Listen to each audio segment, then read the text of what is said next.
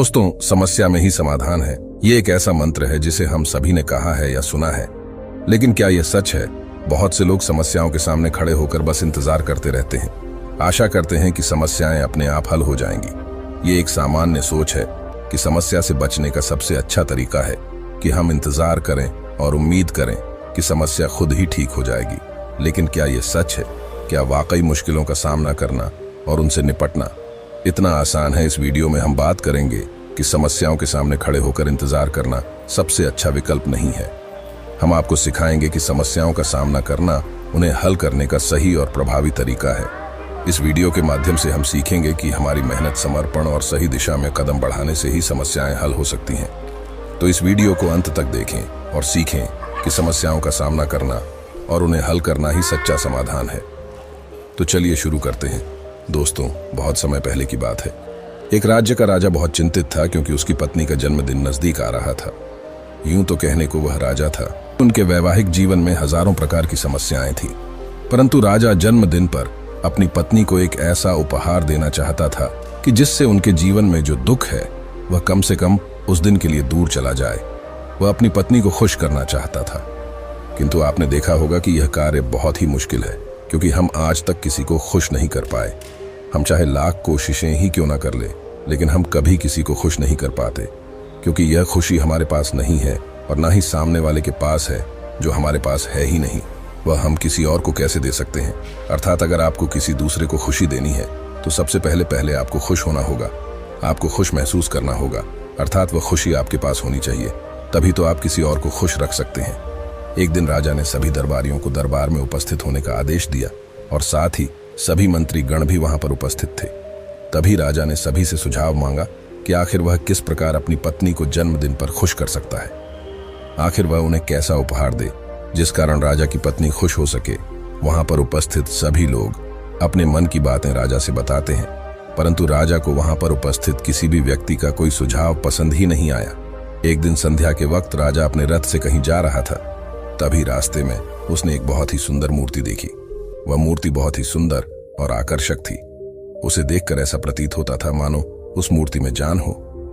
उस मूर्ति को देखकर राजा बहुत प्रसन्न हुआ और वह तुरंत ही मूर्तिकार के पास पहुंचा और राजा उस मूर्तिकार से कहता है, तुम तो बहुत बड़े कलाकार हो, तुम्हारी मूर्तियों में चांद नजर आता है। ऐसा प्रतीत होता है कि तुम्हारी मूर्तियां जीवित हैं।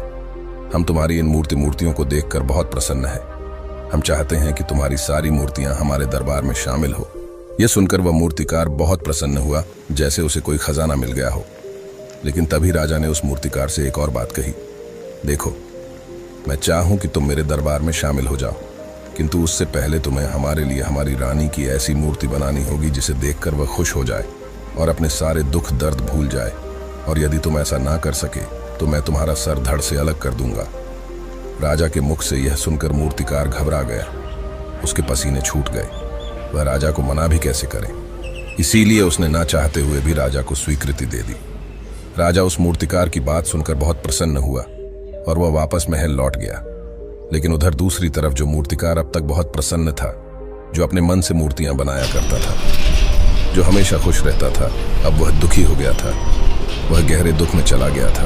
वह डर के कारण रानी की मूर्तियां बनाना शुरू करता है, परंतु जो भी मूर्ति बनाता था उस मूर्ति को देखकर ऐसा प्रतीत होता था मानो वह मूर्ति बहुत दुखी है, उसे किसी प्रकार का कोई दुख है। एक के बाद एक उसने कई मूर्तियां बना डाली, परंतु कोई भी मूर्ति ऐसी नहीं थी जिसे देखकर कोई भी खुश हो सके, जिसे देखकर यह प्रतीत हो कि मानो उस मूर्ति में जान है और वह मूर्ति देखकर कोई भी अपना दुख भूल जाए।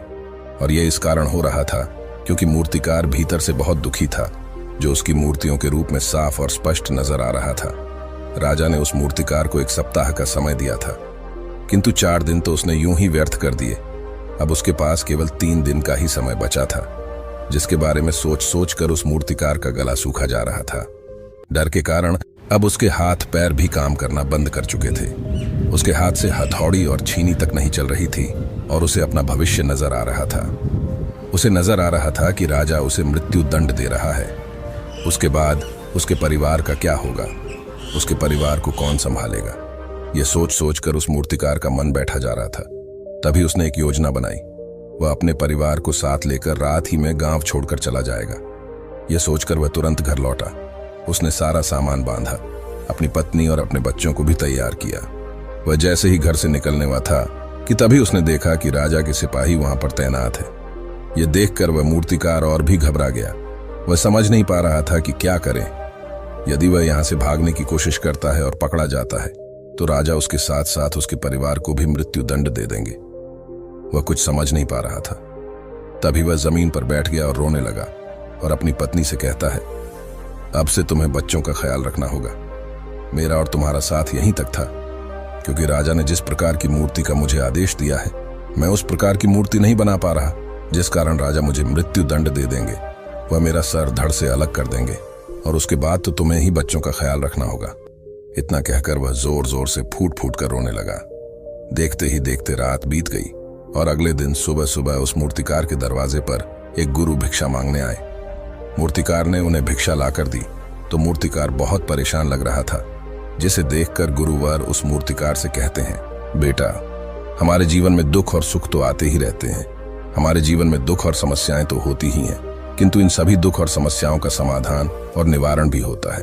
परंतु हम केवल दुख और समस्याएं ही देखते हैं। उन दुख और समस्याओं के छिपे निवारण और समाधान को हम कभी नहीं देख पाते। यदि तुम ध्यान से देखोगे तो हर समस्या का समाधान है और हर दुख का निवारण भी है। मैं ये अच्छी तरह जानता हूं कि तुम यहां से अपनी पत्नी और बच्चों को लेकर भाग जाना चाहते थे, किंतु ऐसा हो नहीं सका। उस मूर्तिकार ने जब गुरु के मुख से यह बातें सुनी तो वह उनके चरणों में जा गिरा और हाथ जोड़कर उन गुरुवर से कहता है, हे गुरुवर, आप ही बताइए मैं क्या करूं। राजा ने मुझे मूर्ति बनाने का आदेश दिया है, किंतु मैं चाहकर भी मूर्ति नहीं बना पा रहा, और यदि मैंने मूर्ति नहीं बनाई तो राजा मुझे मृत्यु दंड दे देंगे, और उसके बाद मेरे परिवार का क्या होगा, उनका ख्याल कौन रखेगा। तभी गुरुवर उस मूर्तिकार से कहते हैं, बेटा, आंख बंद कर लेने से कुछ नहीं होने वाला, क्योंकि दुख और समस्याएं तो वहीं की वहीं खड़ी रहती हैं। ध्यान देने और कर्म करने से सब कुछ बदल जाता है। यदि तुम केवल आंखें बंद करके यह सोचोगे कि तुम्हारी समस्याएं चली जाएंगी तो ऐसा कभी नहीं होगा। इतना कहकर उन गुरुवर ने उस मूर्तिकार के कानों में कुछ कहा और उसके बाद वह वहां से चले गए। उन गुरु के वहां से चले ले जाने के बाद वह मूर्तिकार महल गया, जिसे देखकर राजा उस मूर्तिकार से कहता है, लगता है तुमने समय से पहले ही एक अद्भुत मूर्ति तैयार कर ली है। बताओ वह मूर्ति कहाँ है, मैं भी उसे देखना चाहता हूं। इस पर मूर्तिकार जवाब देते हुए कहता है, महाराज, अभी तक मैंने मूर्ति तैयार नहीं की है, परंतु आपके दिए हुए समय पर मैं अवश्य ही वह अद्भुत मूर्ति तैयार कर लूंगा। लेकिन उससे पहले मेरा एक बार महारानी से मिलना बहुत आवश्यक है, अन्यथा वह अद्भुत मूर्ति तैयार नहीं हो पाएगी। राजा ने उस मूर्तिकार की सारी बातें ध्यानपूर्वक सुनी और उसके बाद राजा ने मूर्तिकार को महारानी से मिलवाया। मूर्तिकार महारानी से मिलने के बाद महारानी से प्रश्न करते हुए कहता है, महारानी जी, किसी भी औरत के जीवन का सबसे बड़ा दुख क्या हो सकता है। इस पर महारानी जवाब देते हुए उस मूर्तिकार से कहती हैं, किसी औरत का मानव बन पाना उसका सबसे बड़ा दुख है। तभी वह मूर्तिकार महारानी से एक और प्रश्न करते हुए कहता है, महारानी जी, किसी औरत के जीवन का सबसे बड़ा सुख क्या है।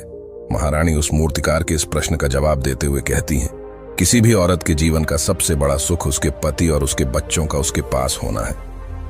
महारानी के मुख से अपने प्रश्नों का जवाब जानकर मूर्तिकार बहुत प्रसन्न हुआ और उनसे आज्ञा लेकर वह वापस अपने घर लौट आया और अब से वह दिन रात उस मूर्ति पर काम करने लगा। देखते ही देखते पूरे 3 दिन पूरे हो गए। आखिरकार रानी के जन्म दिवस वाले दिन वह मूर्तिकार उस मूर्ति को लेकर राजमहल पहुंचता है। लेकिन अब राजा के मन में यह बेचैनी थी कि पता नहीं उस मूर्तिकार ने आखिर कैसी मूर्ति बनाई होगी, पता नहीं वह मूर्ति महारानी को पसंद आएगी भी या नहीं। इस प्रकार के कई प्रश्न राजा के मन में चल रहे थे। राजा के मन की बेचैनी लगातार बढ़ती ही जा रही थी। लेकिन उधर दूसरी तरफ राजा को उस मूर्तिकार पर पूर्ण विश्वास भी था, क्योंकि राजा ने पहले ही उस मूर्तिकार के हाथों की कला देखी हुई थी। इसलिए एक तरफ उनके मन में यह भी विचार चल रहे थे कि उस मूर्तिकार ने जरूर ही अद्भुत मूर्ति बनाई होगी। वह मूर्ति सफेद कपड़ों से ढकी हुई थी। तभी राजा ने उस मूर्ति की ओर इशारा करते हुए रानी से कहा, यह आपका जन्म दिवस का तोहफा है, इसे कबूल करें। उसके बाद रानी ने अपने हाथों से उस मूर्ति से वह कपड़ा हटाया और उस मूर्ति को देखते ही रानी की आंखों से आंसू बहने लगे और यह देखकर राजा को ऐसा प्रतीत हुआ कि मानो रानी को यह मूर्ति पसंद नहीं है। इसलिए राजा ने तुरंत ही क्रोधित होकर अपने सिपाहियों को आदेश दिया और उस मूर्तिकार को बंदी बनवा लिया। लेकिन तभी महारानी राजा से कहती है, रुकिए, इस मूर्तिकार ने तो मेरा दुख और सुख एक ही मूर्ति में निकाल दिया है। इस मूर्ति में मेरे पति मेरे साथ है और मेरे हाथ में मेरा बच्चा है। इससे सुंदर मूर्ति मैंने आज तक नहीं देखी। ये बहुत ही लाजवाब है, अद्भुत है। इससे सुंदर तोहफा मेरे लिए और कोई नहीं हो सकता। काश ऐसा मेरे जीवन में वास्तव में हो जाए। मेरे पति भी मेरे साथ हो और मेरे हाथों में मेरा बच्चा हो। महारानी की ये सारी बातें सुनकर और मूर्ति को देखकर राजा को अपनी गलती का एहसास हुआ। राजा अपनी प्रजा और अपने साम्राज्य की देखरेख में इतना व्यस्त रहता था कि वह कभी अपनी पत्नी को समय नहीं दे पाता था, जिस कारण राजा की आंखों से आंसू बहने लगे और दरबार में उपस्थित सभी लोग वह मूर्ति देखकर हैरान थे। आज तक किसी ने भी ऐसी सुंदर और जीवितमय मूर्ति नहीं देखी थी, जिसमें सुख और दुख एक साथ नजर आ रहे हो। उसके बाद उस राजा ने उस मूर्तिकार को रिहा करवाया और उसे ढेरों इनाम दिए और अपने राज्य दरबार में जगह भी दी। किंतु उस मूर्तिकार ने इनाम तो स्वीकार कर लिया, परंतु राज दरबार में उसे जगह नहीं ली और हाथ जोड़कर राजा से कहता है, हे महाराज, मेरी आपसे विनती है, आपने मुझे चेतावनी दी थी। यदि मैं यह मूर्ति नहीं बना सका तो आप मुझे मृत्यु दंड दे देंगे। किंतु मैं आपसे बस इतना ही कहना चाहता हूँ, हम में से चाहे कोई भी प्राणी क्यों ना हो, सभी के प्राण उतने ही कीमती हैं जितना कि आपका या महारानी के हैं। इसीलिए किसी को भी बिना दोष के दंड नहीं देना चाहिए। मेरी पत्नी ने मुझसे कहा था कि राजा की दोस्ती और दुश्मनी दोनों ही अच्छी नहीं है, इसीलिए मुझे आपके राज दरबार में कोई स्थान नहीं चाहिए। मैं अपनी छोटी सी दुनिया में बहुत खुश हूँ। मैं अपने छोटे से परिवार के साथ बहुत खुश हूँ। मैं आज तक जो करता आया हूँ मुझे वह पसंद है और मैं अपने पूरे जीवन काल वही करना चाहता हूँ। मैं जैसा हूँ, जिस हाल में हूँ, मुझे बहुत प्रसन्नता है कि मैं आज इतना खुशहाल इंसान हूँ। अब मुझे आज्ञा दीजिए। इतना कहकर वह मूर्तिकार वहां से चला गया। दोस्तों, इसी प्रकार हमारे जीवन में भी बहुत बड़े बड़े संकट और दुख आते जाते हैं, किंतु वास्तव में तो ये दुख और संकट हमें कुछ सिखाने के लिए आते हैं। किंतु हम तो केवल उन दुख और समस्याओं को ही देखते रह जाते हैं। हम उनका निवारण खोजने का तनिक भी प्रयास नहीं करते और जब हम दुख के समय क्रोध करते हैं तो हम वास्तविकता में अपना ही नुकसान कर लेते हैं। जो व्यक्ति समझदार होते हैं वह अपने दुख और परेशानियों से यह सबक सीख ही लेते हैं कि उन्हें विषम परिस्थितियों में शांत रहकर उन दुखों का निवारण करना चाहिए, उन समस्याओं का समाधान करना चाहिए। किंतु हम में से अधिकांश लोग यह नहीं सीख पाते और वे लोग दुख और परेशानियों के समय पर क्रोधित हो ही जाते हैं। वह इस बात को अच्छी तरह जानते हैं कि हमें दुख और समस्या के समय पर शांत रहना चाहिए और उसका समाधान खोजने का प्रयास करना चाहिए, किंतु हम बार बार वही गलती दोहराते रहते हैं। जब भी हमारे सामने कोई विषम परिस्थिति उत्पन्न होती है तो हम बार बार क्रोधित हो जाते हैं और क्रोध में आकर हम अपना ही नुकसान कर लेते हैं, क्योंकि क्रोध में हम कभी भी कोई चीज सीख नहीं सकते। क्रोध में हमारा मस्तिष्क काम करना बंद कर देता है और उसे केवल वह परिस्थिति नजर आती है